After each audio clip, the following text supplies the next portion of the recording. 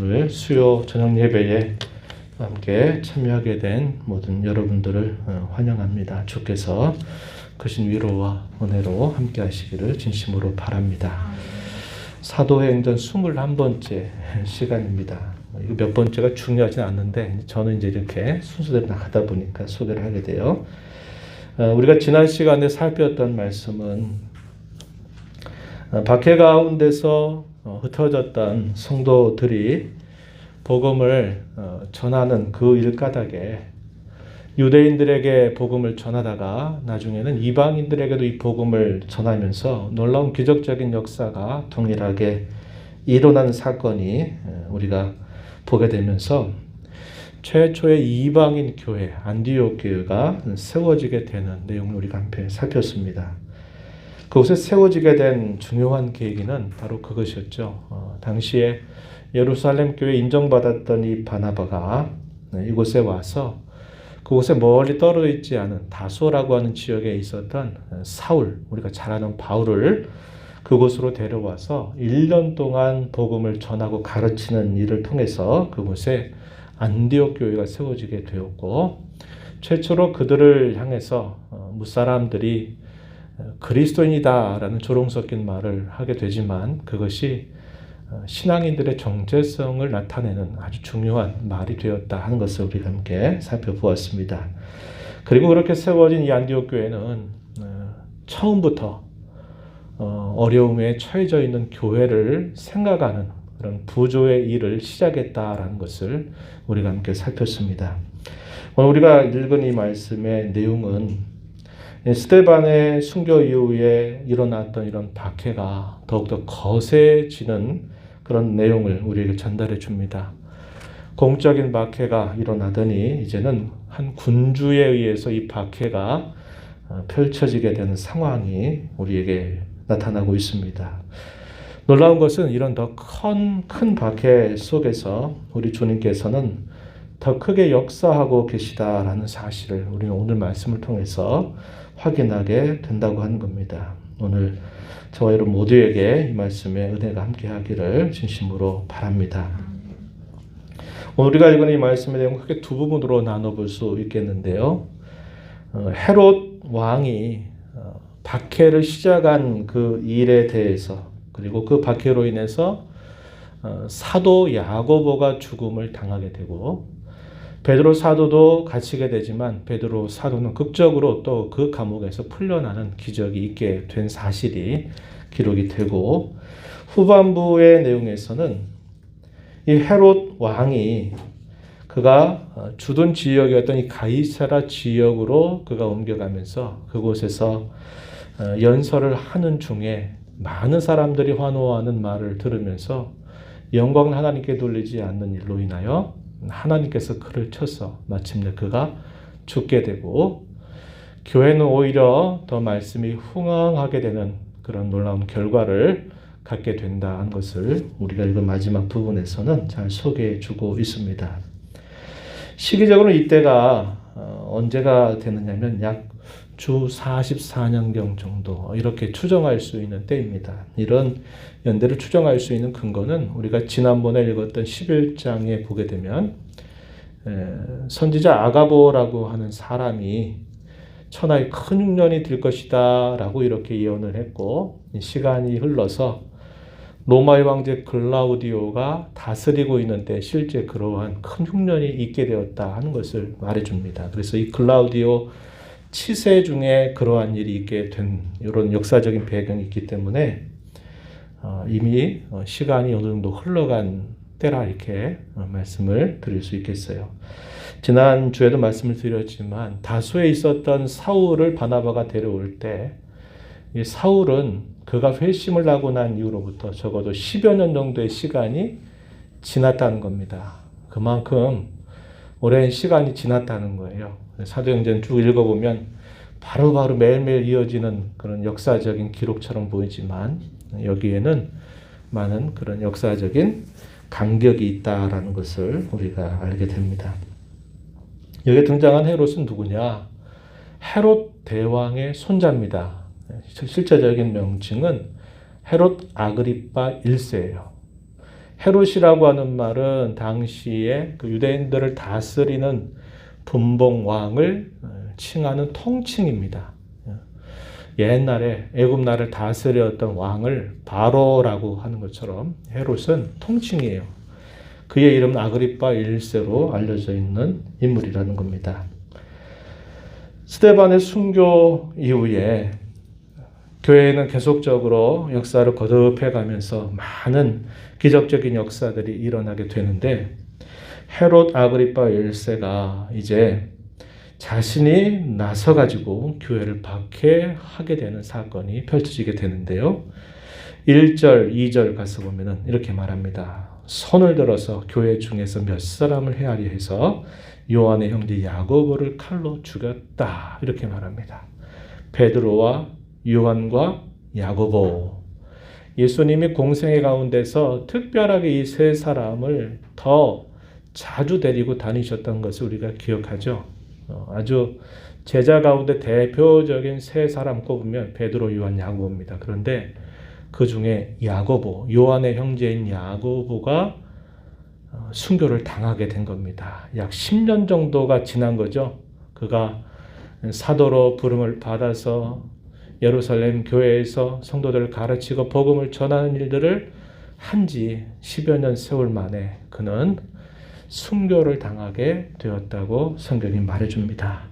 그가 무슨 일을 겪었는지, 어떤 일을 그가 행했는지에 대해서는 성경은 침묵하고 있지만 당시의 모든 사도들이 했던 동일한 일들을 같이 감당했을 것입니다. 이렇게 사도 야고보는 죽임을 당하게 되고요.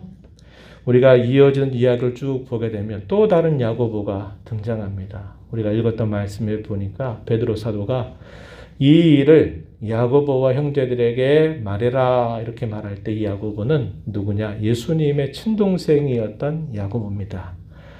예수님 당시에는 야고보도 예수님이 자기의 형이 구원자 메시아 못 믿었어요.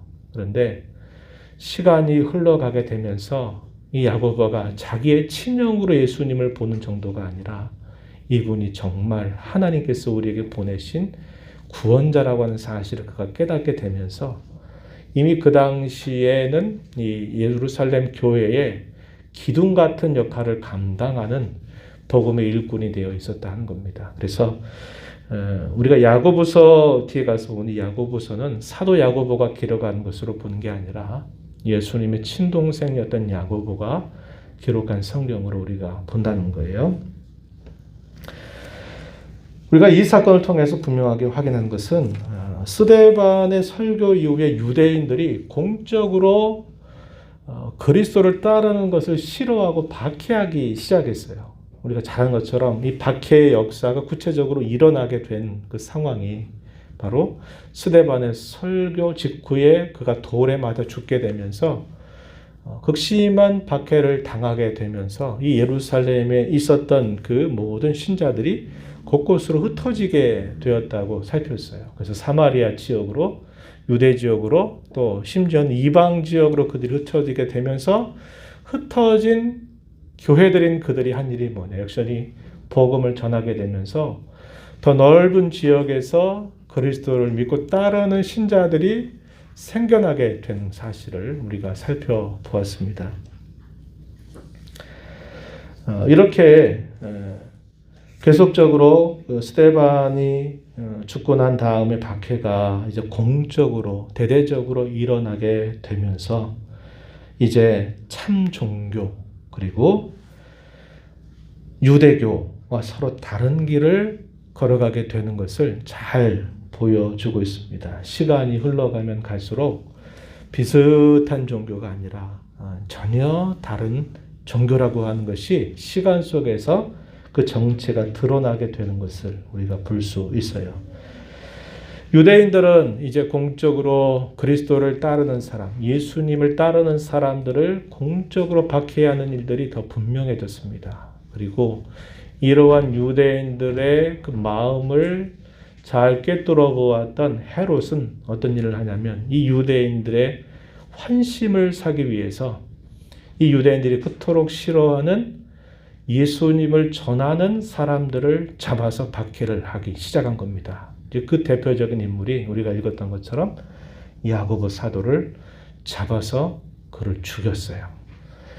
내친 김에 더 해야 되겠다 생각하고는 그 예루살렘 교회의 중심적인 인물 베드로 또한 잡아들여서 그를 체포해서 감금을 하게 됩니다.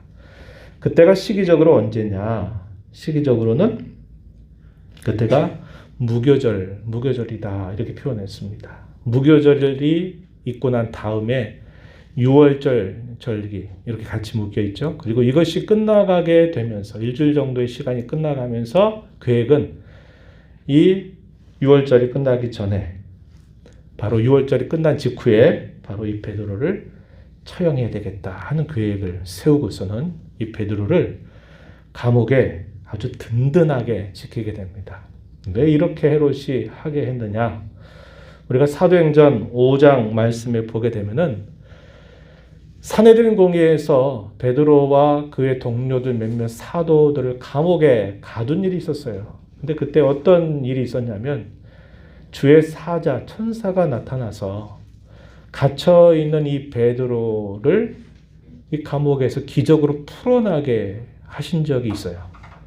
그래서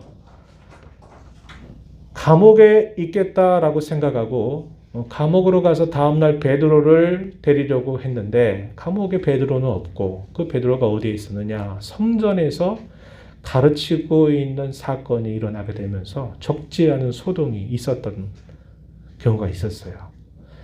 그때 이 베드로가 감옥에서 풀려났다는 것, 기적으로 풀려났다는 것을 아마 기억했을 겁니다. 이번에는 절대 그런 일이 없을 것이다 라고 생각하고서는 아주 단단하게 이 베드로를 감옥에 다 가두어 두었던 겁니다. 어떻게 했느냐? 당시에는 군인 4명씩 4패로 짜가지고 그들이 간수가 되게 해서 지키게 했습니다. 이 4명으로 구성된 한 패에서 이 한 패가 4패니까 16명이 되겠죠. 그래서 4명으로 구성된 한 패씩 교대로 가면서 이 감옥을 지키게 한 겁니다. 그래서 밤에는 어느 시간이든지 항상 4명의 파수꾼이 그를 분명하게 지키도록 감시하게 했다는 겁니다. 그리고 6절 말씀에 보면 베드로는 2명의 군인 틈에서 잠이 들어있는 상태였고 다른 파수꾼 2명은 그 감옥문 바깥에서 단단하게 이 베드로를 지키고 있었다고 알려줍니다. 이것은 전과 같은 그런 일들이 더 이상 있지 않도록 아마 단단하게 지켜두려고 했던 의도였을 것이다. 이렇게 볼 수 있어요. 베드로가 이렇게 갇히게 되니까 당시의 성도들, 우리가 교회라고 말하는 이 성도들이 했던 일은 뭘까요? 오직 하나님 앞에 간절하게 기도하는 일이었습니다. 그래서 예전에도 그렇게 했던 것처럼 이제도 하나님께서 그 사도를 살려달라고 건져달라고 간절하게 한 마음이 돼서 온 성도들이 기도를 하게 됩니다. 그들의 기도가 시간적으로 따지게 되면은 약 일주일 가까운 시간 동안 계속됐다는 것을 알게 돼요. 제가 아까 말씀드렸지만 유대인들의 이 유월절과 무교절 절기는 일주일, 8일 정도 동안 계속 진행이 된 겁니다. 그래서 무교절에 베드로 사도를 잡아가지고 감옥에 단단히 감금한 상태였고, 그리고 이 유월절이 끝나고 나면서 그를 죽이려고 했다는 거죠. 그러니까 약 일주일 정도의 시간이 흘러간 겁니다. 그 기간 동안 교회와 성도는 사도를 위해서 간절하게 기도하는 일을 쉬지 않았다라고 우리가 살펴보게 돼요. 5절 말씀에 이에 베드로는 옥에 갇혔고 교회는 그를 위하여 간절히 하나님께 기도하더라. 이렇게 표현을 하고 있습니다. 6절에서 확인했던 것처럼 4명의 파수꾼들이 교대로 하면서 베드로를 계속 감금하고 있는 그런 상태에 있었어요. 그런데 일주일 가까이 진행된 성도들의 기도는 응답되었습니다. 밤 깊은 시각에 주의 사자가 또다시 이 베드로에게 나타나십니다. 광채를 비추며 나타난 주의 사자가 잠들어 있는 베드로를 깨웁니다. 급히 일어나라. 이런 주의 사자의 말과 함께 그를 묶어두었던 쇠사슬이 벗겨지는 기적이 일어나게 돼요. 또 주의 사자가 말합니다. 띠를 띠고 신을 신어라. 이렇게 또 말을 하게 되자 베드로도 그 말을 듣고 신을 신습니다. 또 말합니다. 겉옷을 입고 따라오라. 이렇게 말하면서 이 베드로를 이끌어 가는데 놀라운 일은 감옥문이 저절로 다 열리게 되는 기적 같은 일이 일어나게 된 겁니다. 베드로는 이게 실제로 일어나는 일인지 꿈에서 일어나는 일인지를 분간할 수 없는데 주의 사자가 영광 가운데 나타나서 명령을 하니까 그 명령 따라서 그대로 움직이게 되다 보니까 어디까지 왔느냐? 이제 거리에까지 나오게 된 것입니다. 그리고 이제 그가 깨닫게 된 사실, 11절 말씀에 보면은 정신이 들어서 이제 그가 깨닫게 되는데 내가 이제야 참으로 주께서 그의 천사를 보내어 나를 헤롯의 손과 유대 백성의 모든 기대에서 벗어나게 하신 줄을 알겠다. 이렇게 그가 깨달은 겁니다. 자네도 자신에게 이런 기적을 베풀어 주셨는데 또 이번에도 이러한 기적을 자신에게 베풀어 주신 사실로요. 그는 기뻐하고 놀라워했을 것입니다. 그리고 이 베드로는 어디로 가느냐? 그들을 위해서 간절하게 기도하고 있었던 곳으로 찾아갑니다. 그곳이 어디냐? 마가의 다락방입니다. 예수님이 승천하실 즈음 너희가 이곳을 떠나지 말고 간절하게 기도해라.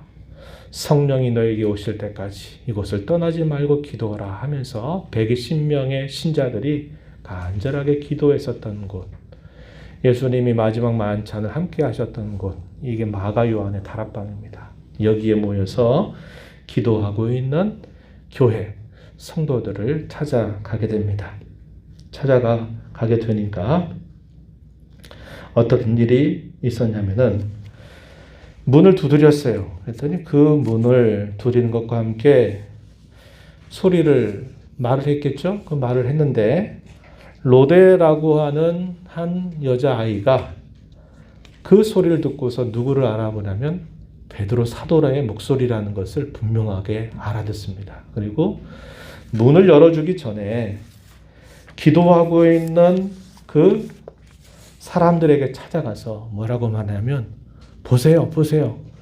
베드로 사도가 지금 여기 왔어요. 라고 이렇게 감격스럽게 기뻐하면서 그 말을 전하게 됐어요. 그런데 기도하고 있는 당시의 성도들은 어떤 반응을 보였습니까? 야, 네가 미쳤냐? 지금 무슨 소리 하고 있냐? 이런 반응을 보이게 된 겁니다. 14절 한번 가서 보세요. 이렇게 말했어요. 베드로가 대문 밖에 서 있습니다. 라고 보고를 하니까 그들의 반응이 15절 보면 네가 미쳤다. 지금 네가 무슨 소리 하냐? 이런 반응을 보였습니다. 여자가 말합니다. 아니다. 진짜다. 거짓말 아니다. 진짜 베드로 사도가 와서 문을 두드렸다. 그 목소리를 들었다. 이렇게 말을 하지만 그 말을 믿지 않습니다. 뭐라고 반응합니까? 야, 그러면 베드로가 아니라 그의 천사일 거야 라고 이렇게 대답을 한 겁니다. 그의 천사라고 하는 이 말은 소위 여러분 들어보셨어요? 수호천사라는 개념인데요. 이게 당시 유대인들에게 있어서 미신 같은 이야기입니다. 한 사람 한 사람을 돌봐주는 천사가 있다 이렇게 말하는 거예요. 근데 성경은 이것에 대해서 그렇다라고 지지하지 않아요. 그 당시에 유대인들이 가졌던 미신입니다. 야, 베드로가 아니라 베드로를 따라다니는 야, 천사 아니야? 너 지금 무슨 소리 하고 있냐? 이런 식의 반응을 보이고 있었다는 것입니다. 그 순간 베드로가 이제 문을 열고 탁 그들이 있는 곳으로 들어섰을 때 깜짝 놀라게 된 겁니다. 아니, 이거 진짜 베드로 아니야? 이렇게 깜짝 놀라면서 그들이 기뻐하는 모습을 보이게 된 것입니다. 베드로는 자신에게 일어났던 이 기적 같은 일을 그들에게 다 말합니다. 아마도 그 시간은 새벽 시간이었을 거예요. 그러니까 새벽부터 그들은 또다시 모여가지고 누굴 위해 기도했을까요? 베드로 사도가 죽임을 당하지 않도록, 야고보 사도처럼 죽임당하지 않도록 간절하게 또 새벽부터 모여서 기도하고 있을 거예요. 왜? 밤에 깊이 잠들어 있는 시각에 주의 사자가 나타나서 베드로를 데리고 그 감옥에서 나오게 하셨기 때문에 그래요. 근데 정작 베드로 사도가 나타나니까 믿지를 못하는 그런 반응을 보이게 된 겁니다. 베드로 사도는 무슨 일이 일어났는지를 그들에게 다 수상하게 이야기를 하면서 주의 사자가 나를 이곳으로 건져주셔서 보내주셨다라는 이야기를 해주게 되죠. 그리고서는 이 베드로 사도는 자신을 찾을 것을 알기 때문에 그는 몇 가지 부탁을 하고서는 그 자리를 떠나게 됩니다. 어떤 부탁을 하느냐? 예루살렘에 있는 야고보, 아까 말씀드린 대로 예수님의 동생이었던 예루살렘의 기둥 같은 야고보, 그리고 그 형제들에게 가서 이 사실을 알려줘라 라고 이렇게 당부를 하고서는 그 자리를 피하게 된 것입니다. 이 일이 이제 다음날 날이 새면서 알려졌죠. 소동이 벌어지게 된 겁니다. 적지 않은 소동이 일어나게 됐어요. 베드로는 그들 곁에 없었습니다. 화가 난 이 헤롯이 어떻게 반응했나요? 19절 가서 보면은 그를 찾아도 보지 못했어요. 파수꾼들을 신문한 다음에 그를 죽여라 이러한 명령을 내리면서 이 유대를 떠나서 가이사라라고 하는 곳으로 가게 되었다고 이야기합니다. 당시 가이사라 여기는 총독부가 주둔하고 있는 그런 지역이었어요. 그래서 그곳으로 헤롯이 옮겨가게 된 겁니다. 이것이 전반부의 이야기예요. 그리고 후반부의 이야기 20절에서부터 25절까지의 이야기는 이 헤롯의 죽음에 대한 이야기를 담고 있습니다. 세상의 역사로는 당시의 왕의 죽음은 굉장히 큰 사건으로 기록이 될 만한 일이지요. 근데 성경의 기록 관점은 그렇게 하지 않는다는 거예요. 세상 사회에서 큰 관심거리가 성경의 관심거리가 되지 않아요. 그가 오히려 기록되는 것은 그가 교만하게 하다가 하나님의 영광을 그가 취하는 그런 태도를 취하다가 교회를 박해하다가 결국은 죽었다라고 이렇게 기록을 남겨주고 있다는 겁니다. 우리가 이 세상을 바라보는 시각도 성경의 관점을 통해서 바라보는 자세를 훈련받아야 되겠죠.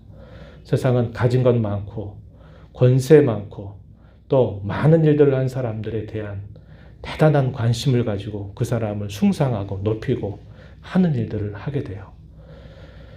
세상 가운데 평범하게 살아가는 사람들에 대해서는 관심을 갖지 않습니다. 그러나 성경의 관심은 그가 무슨 일을 얼마나 많이 했느냐, 어떤 지위를 가지고 있느냐, 거기에 중심을 두지 않고 그가 하나님을 어떻게 알고 어떻게 하나님을 섬기고 어떻게 그의 인생을 살아가느냐 하는 곳에 초점을 맞추고 있다는 거예요. 우리가 그런 관점을 이 세상 살면서 끊임없이 훈련해야 돼요. 이런 관점이 훈련되지 않으면 세상 사람들의 관점을 가지고서 다 판단하고 다 그렇게 살아가게 된다는 겁니다. 말씀으로 들어가서 보시면은 당시에 이 헤롯과 두로와 시돈 사람들, 지역적으로 멀리 떨어져 있는 곳이 아닙니다. 이 가이사라도 해변가에 있는 지역이에요. 그때 거기 누가 있었던 걸 살폈어요? 고넬료라고 하는 백부장이 그곳에서 주둔하고 있었죠.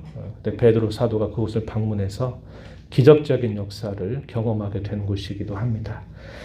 이 두로와 시돈 사람들과 이 헤롯과의 관계가 굉장히 좋지 않았어요.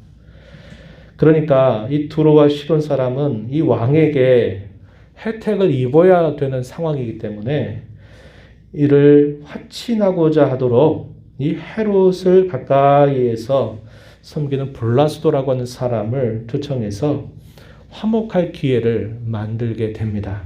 그래서 이 헤롯이 옷을 차려입고 거기에 모이는 사람들 앞에, 백성들 앞에서 연설을 하게 될 때 이 백성들의 반응이 어떻게 나타나냐? 아첨 섞여 있는 찬사를 보내게 됩니다. 야, 이것은 사람의 소리가 아닙니다. 이것은 신의 소리와 같이 너무나도 뛰어난 연설입니다. 라고 사람들이 막 박수치면서 환호하는 모습을 나타내 준 거예요. 20절에 보면은, 근데 뭐 때문에 그랬느냐? 이 두로와 시돈 사람들이 왕국에서 나는 양식을 먹는 까닭에 한 마음으로 그에게 나왔다. 이 양식 때문이에요. 먹고 살아가는 문제 때문에 헤롯과 불편하게 지내는 것은 그들에게 유익이 되지 않는다고 판단했기 때문에 아첨 섞인 찬사를 이 헤롯에게 보낸 겁니다. 그것으로 해서 헤롯은 더욱 교만해지게 되었죠. 그 결과 어떻게 됐느냐? 하나님께서 그를 치셨다라고 이야기합니다. 23절에 헤롯이 영광을 하나님께로 돌리지 아니하므로 주의 사자가 곧 치니 벌레에게 먹혀 죽었다, 이렇게 표현을 해줍니다. 이 말은 그 연설장에서 즉사했다 그걸 말하는 표현은 아니에요. 이 말은 시간이 흘러가면서 결국은 헤롯이 주의 심판을 받아서 죽게 되었다라는 것을 말해주는 이야기입니다. 유명한 유대의 사가라고 말하는 요세푸스는 이 헤롯 아그리파 1세의 죽음에 대해서 그 원인을 뭐라고 이야기하냐면 복통으로 인해서 그가 죽었다라고 이렇게 그 사인, 죽음의 원인을 설명하고 있습니다. 그런데 그 복통이 일어나게 된 그것이 결국 성경의 표현은 뭡니까? 주의 사자가 그를 쳐서 그가 결국 그런 복통을 겪다가 죽었다라고 이렇게 알려주고 있는 겁니다. 이후에 살았던 삶이 어느 정도의 시간 동안 살았을 것이지만 그의 삶에 대해서는 성경은 일체 아무런 관심을 보이지 않아요. 그는 결국 그러다 죽었다, 이렇게 이야기를 해주게 됩니다. 우리가 이걸 통해서 분명하게 보죠. 베드로와 헤롯의 경우 박해 속에서 베드로는 하나님이 살려내시는 은혜를 베풀어 주셔요. 반면에 아첨 섞인 찬사로 환호받고 있었던, 그리고 교만했던 이 헤롯은 하나님의 심판을 받아서 결국 심판받아 죽게 되는 일이 나타나게 됩니다. 소위 희비의 쌍곡선이 그려지는 모습을 우리가 살펴볼 수 있게 돼요. 그 결과 어떻게 됐느냐? 24절 우리가 주목할 표현입니다. 뭐라고 말합니까? 하나님의 말씀은 흥왕하여 더하더라, 이렇게 표현하죠. 이건 사도행전에서 여러 차례 반복되는 아주 중요한 표현입니다. 교회의 부흥을 두고 뭐라고 설명하냐면 주의 말씀이 흥왕하였다. 우리가 잘 기억하는 우리 교회 표어처럼 주의 말씀이 흥왕하여 세력을 얻는다. 이것도 역시 사도행전에서 중요하게 기록되고 있는 표현임을 우리가 확인하게 됩니다.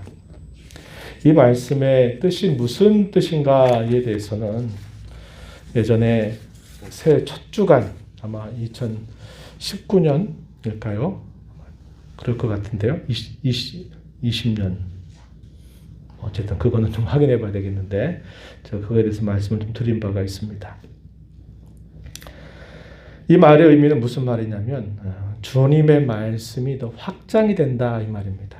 또 그 말씀이 더 많은 사람들에게 퍼져간다. 이것을 주의 말씀이 흥왕하였다라고 이렇게 표현을 하고 있다는 겁니다. 이 말씀이 확장된다, 퍼져나간다라는 이 말은 어떤 의미냐? 그냥 말씀이 많은 사람들에게 전파됐다, 그런 단순한 사실을 말하는 것이 아니고 그 말씀이 그들의 심령 속에 꽂혀서 그들의 가치관이 바뀌고 그들의 생각이 바뀌고 그들의 모든 것들이 그 말씀에 의해서 새롭게 지어지는 것을 말합니다. 그래서 그들의 삶이 바뀌고 말이 바뀌고 가치관이 바뀌고 그들의 살아가는 삶의 목적이 바뀌고 하는 일들이 계속적으로 성령의 역사 가운데 일어나게 된 것을 말하는 거예요.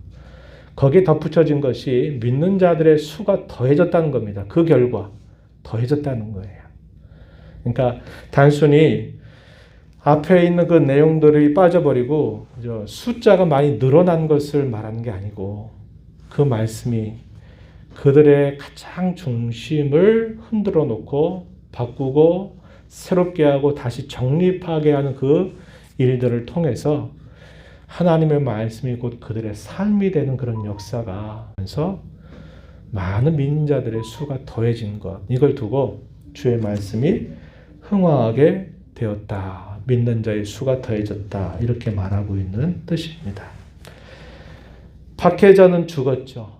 물론 순교자도 있었습니다. 하지만 주님의 교회는 주의 말씀과 함께 계속적으로 부흥한다는 것을 이 사건의 결론으로 우리에게 잘 보여주고 있다는 겁니다.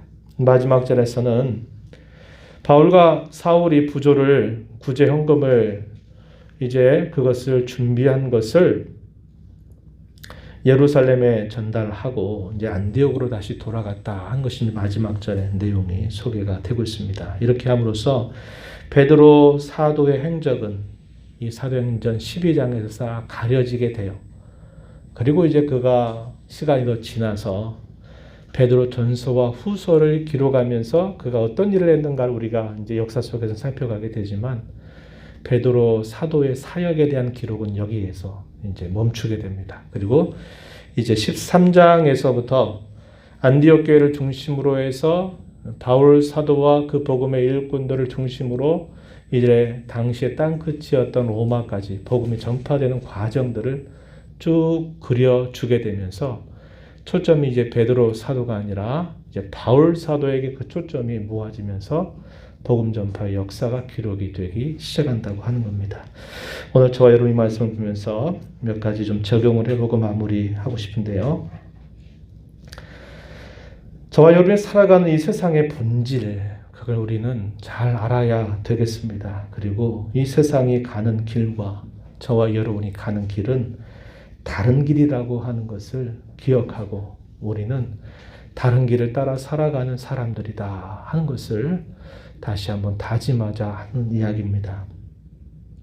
아까 말씀드렸듯이 교회에 대한 공적인 박해가 스데반의 설교 이후 그의 순교 직후에 더 거세게 일어나게 되면서 유대인들은 자신들의 정체를 분명하게 드러냈어요.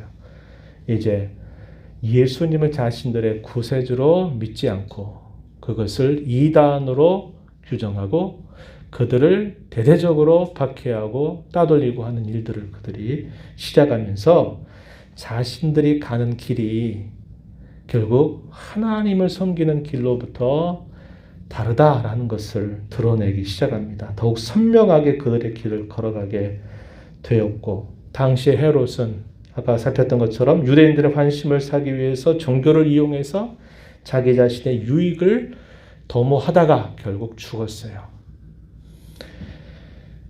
그런 거로 배척과 박해는 더욱더 선명해졌고 더욱 거세졌다는 것을 살펴보았습니다. 그러나 그보다도 더 놀라운 사실은 주님의 역사 또한 더욱더 선명해지고 더욱 강해졌다는 겁니다. 제가 전에 그런 말씀을 드렸어요. 우리가 위로라고 하는 말을 사용할 때 그 위로는 반드시 강도가 있다는 거예요. 강도. 제가 그런 비유를 들었어요. 상대방이 나를 향해서 공격하고 치는 그 세기가 예를 들어 10까지 빠졌을 때 한 3 정도의 세기로 치고 들어오면 하나님께서 그의 자녀들을 그 공격으로부터 보호하시고 위로하신다 그럴 때 그 3보다 약간 더 큰 세기로 붙들어 주신다는 거예요. 그래서 그 정도 맞아서 쓰러지지 않는 맷집을 갖게 하셔요. 만약에 상대방이 5 정도, 6 정도, 7 정도의 더 강도 높게 공격을 해오잖아요. 그러면 주의 성령께서 어떻게 하시느냐? 그거보다 조금 더 강한 세기로 맷집을 만들어 주신다 이 말이에요. 그래서 견디고 이겨나가게 하신다는 겁니다. 고난이 강해지면 강하고 시련이 강해지면 강해질수록 주님은 그의 교회와 성도들을 더 그거보다 강한 세기로 그들을 붙들고 위로하신다는 것을 우리는 확인하게 돼요. 사도행전의 역사는 그것을 우리에게 분명히 보여줍니다. 이 세상은 계속적으로 그렇게 대할 겁니다. 다른 길을 가는 거예요. 정체성이 다르고 가는 길이 다르고 그 끝이 다릅니다. 요한계시록 22장 말씀을 보면은 이런 말씀이 있어요. 여러분들 찾아보셔야 돼요. 가장 끝부분인데 요한계시록 22장 11절 말씀 보면은 이렇게 말씀을 해줍니다. 22장 11절 보면은 이렇게 말해요. 불의를 행하는 자는 그대로 불의를 행하고 더러운 자는 그대로 더럽고 의로운 자는 그대로 의를 행하고 거룩한 자는 그대로 거룩하게 하라. 이렇게 말씀을 해주십니다. 이게 무슨 말입니까? 서로 소속이 다르고 본질이 다르고 정체성이 다른 것은 시간이 흘러가면 갈수록 더 선명하고 분명하게 나타나는 거예요. 처음에는 이게 잘 분간이 안 되고 이게 뭐가 뭔지 분별력이 없는 것처럼 보이고 비슷한 것처럼 보이는데 시간이 흘러가면 갈수록 결국 자신들이 서로 다른 길을 간다는 것을 보여줘요. 그렇다면 저와 여러분이 가야 할 길은 어떤 길일까요? 그들과 같은 길이 아니어야 돼요. 다른 길입니다. 그리고 그 길의 끝에 도착하는 곳도 달라요. 분명하죠? 달라요. 22장 12절에서 이렇게 말합니다. 보라, 내가 속히 오리니 내가 줄 상이 내게 있어 각 사람에게 그가 행한 대로 갚아 줄 것이다. 그 끝이 다르다는 거예요. 그래서 여러분 아까 제가 그런 말씀 드렸어요. 우리 성도는 이 세상 사람들이 바라보는 관점, 생각 그런 것들을 그대로 받아들이는 일을 아무렇지 않게 해서는 안 돼요. 이 세상 사람들의 관심, 이 세상의 역사, 이 세상에서 소중하게 보는 것, 가치 있게 보는 것, 그대로 가치 있게 그렇게 따라가 보세요. 우리가 얼마나 불쌍한 자처럼 보일지 모를 거예요. 우리는 다른 소속을 가진 사람이고, 우리는 다른 길을 가야 되는 사람이고, 우리는 그 길의 끝에서 전혀 다른 결과를 맞게 될 사람들이라는 것을 기억해서 우리는 다른 길을 나는 걸어가야 된다. 주님이 나를 그런 길로 부르셨다라고 하는 이런 정체성을 언제나 갖고 살아가야 한다는 것입니다. 두 번째는 이겁니다. 베드로와 야고보와 베드로, 헤롯과 군사들에 대한 생명의 주관자, 다 그것은 하나님이시다라는 사실을 우리는 다시 한번 확인합니다. 살고 죽는 것보다 더 중요하고 가치 있는 게 뭐냐? 그것은 내가 무엇을 위해서, 내가 어떻게 하루하루를 살아가느냐 하는 것이 더 중요하다는 것을 우리는 깨닫자고 하는 거예요. 쓰시고자 하시는 주님의 주권을 우리는 배우고 인정해야 합니다. 순교자가 있어요. 아까 얘기했지만 우리 인간적인 관점에서 봤을 때 야고보 사도는 주님의 그렇게 사랑받던 제자 사도가 왜 그렇게 일찍부터 죽임을 당해야 될지 너무 안타깝고, 소위 말하면 꽃을 피우지 못한 채 그저 떨어져서 죽어버린 그런 아름다운 꽃처럼 그의 생애가 너무 빨리 끝나버렸어요. 아쉬워요. 안타까워요. 그러나 그것은 우리의 생각이지 주님의 생각에는 다르다는 것을 알게 됩니다. 3년 동안이나 많은 훈련과 준비를 갖춘 사도 야고보는 너무나 일찍 순교로 그의 생을 마치게 되었어요. 그러나 베드로의 경우는 죽음의 위기에서 전에도 그랬는데 또 한 번 그 위기로부터 주님이 건져주셔요. 주님이 어떻게 쓰시냐 하는 것은 주님의 소관입니다. 그걸 우리가 인정해야 돼요.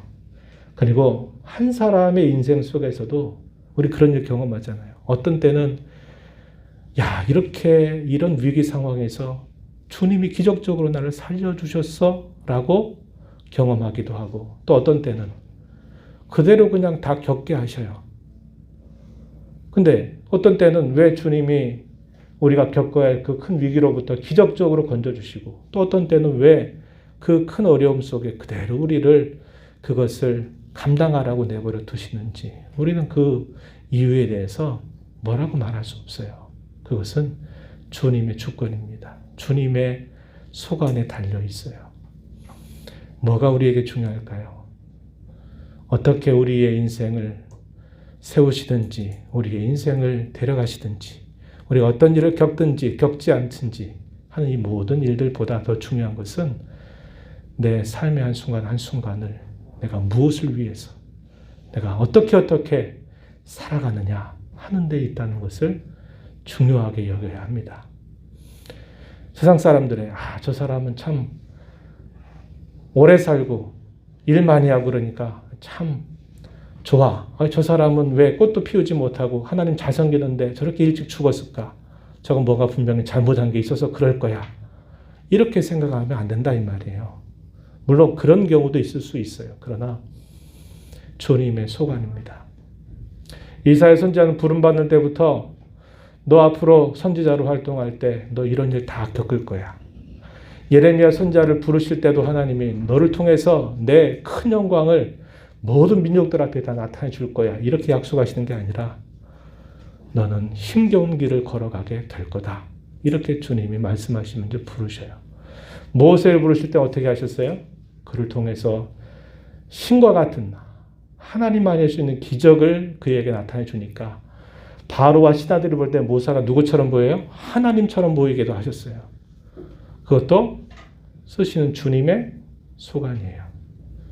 우리 인생을 어떻게 주님이 사용하실는지는 아무도 알지 못합니다. 그러나 우리가 중요한 것은 하루하루 내가 무엇을 위해서 살아가야 되는지, 내가 어떻게 살아가야 되는지를 잊지 않고 내가 주님을 위해서 주께서 베푸신 구원의 은혜를 아는 자로서 그분의 뜻을 내가 항상 따르기로 결심하고 순간순간을 살아가는 자세가 가장 중요하다는 것을 우리가 배워야 되겠고, 야고보와 베드로를 비교해가지고 야고보는 복을 많이 받지 못했고 베드로는 복 많이 받았다. 이런 식으로 생각하면 안 된다 이 말입니다. 한 성도의 닥치는 일을 보고 저 사람은 저런 어려운 경우 보니까 뭐가 문제가 있는 모양이다. 어떤 사람 그런 게 없으니까 그래도 잘 신앙생활 하고 있는 모양이지. 이런 식의 단순한 생각들을 가지고 판단해서는 안 돼요. 우리는 주어진 삶의 순간들을 잘 주어진 목적에 따라 살아가는 일에 힘을 기울여야 한다는 것을 배우게 되고요. 마지막으로 이겁니다. 아까 로데와 그 기도하는 사람들의 반응을 좀 대조적으로 살펴보았죠. 우리가 기도할 때 이걸 하나 배우는 거예요. 뭐냐면 기도할 때 상황을 통해서 하나님이 어떻게 이끌어 가시는가를 잘 살피는 지혜를 갖도록 지혜를 구해야 된다 이 말입니다. 사도가 감옥에 갇혀 있을 때 거기에 마가 다락방에 모였던 신자들은 계속적으로 기도했어요. 거짓된 기도가 아니에요. 간절한 기도입니다. 진실한 기도예요. 로데는 목소리만 듣고도 베드로 사도 저분이 오셨다. 이렇게 천진난만하게 기쁜 소식을 전했는데 기도하고 있었던 성도들은 야 무슨 소리야 너 미쳤냐 지금 베드로 사도가 어떻게 여기 있어 감옥에 있어야지 이런 반응을 보여요. 근데 그들의 기도가 거짓된 기도는 아니었어요. 근데 뭐가 문제입니까? 기도하면서 하나님 어떻게 역사하실까 어떻게 이 상황을 이끌어 가실까 하는 것을 그들이 민감하게 살펴보지 못했다고 하는 거예요. 우리가 하나님 앞에 늘 기도하고 있는 제목이 있잖아요. 교회를 위해서, 나라를 위해서, 또 우리 자신의 문제에 대해서 기도할 때 간절하게 기도할 뿐만 아니라 그 기도와 함께 하나님이 나를 또 우리를 어떻게 어떤 상황 속에서 이끌어 가실까를 너무 섣부르게 판단하면 안 되지만 그것을 기대하면서 우리가 기도하는 자세를 가져야 한다는 것을 우리가 배우게 됩니다. 이런 말씀들을 우리 마음에 새기면서 저희 우리 남은 삶 믿음으로 잘 살아가는 모두가 되기를 진심으로 바랍니다. 하나님 아버지 오늘도 저희들을 불러주셔서 주의 말씀을 통하여 여러 교훈들을 다시 생각하게 하심을 감사합니다. 교회와 성도가 당하는 어려움과 시련과 공경, 대적자들의 많은 공격들 가운데 있을 때 주님은 더 큰 강도로 주님의 교회와 성도를 보고 또 주님은 더 강하게 역사하시는 손길을 나타내 주심을 배웁니다.